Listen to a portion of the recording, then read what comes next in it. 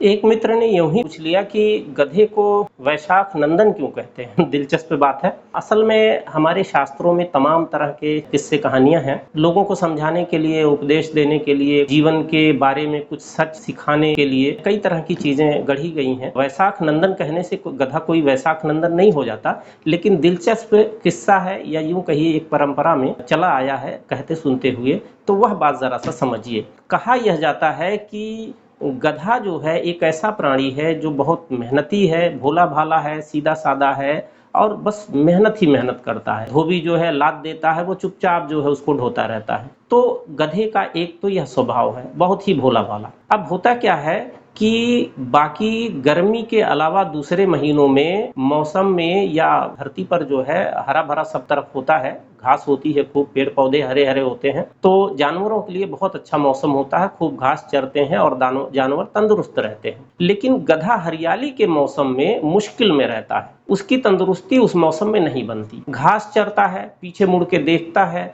तो उसको लगता है सारी घास तो पड़ी हुई है, मैंने तो कुछ खाई नहीं, तो बेचारा चिंता के मारे दुबला हुआ जाता है हरियाली के मौसम में। लेकिन जब वैशाख का मौसम आता है तो गर्मी ज्यादा पड़ने लगती है, घास सूखने लगती है, चारों तरफ काफी सूखा सूखा हो जाता है, कहीं कहीं थोड़ी थोड़ी घास बची रहती है।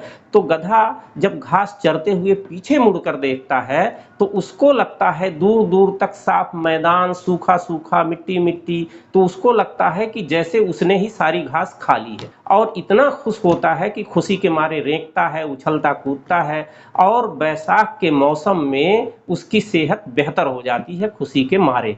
तो इस नाते गधे को एक नाम दिया गया वैशाख नंदन। तो ये तो कहने सुनने की बातें हैं, लेकिन अगर प्रतीक रूप में समझें तो शायद मनुष्यों में ज्यादा वैशाख नंदन दिखाई देंगे, गधे तो शायद कम ही मिलेंगे। तो गधे के बहाने बस यह समझाने की बात है, इतना सा समझिए वैशाख नंदन के पीछे की कहानी।